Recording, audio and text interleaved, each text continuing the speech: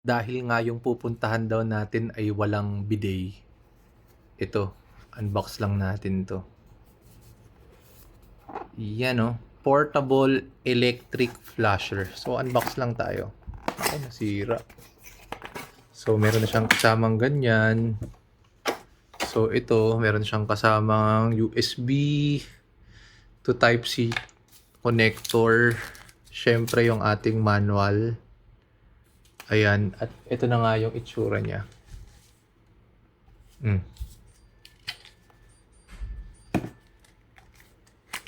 So, ganun pala siya. So, kukunin mo yan, lalagyan mo ng tubig. Tapos, dito. Ano to? Low. High.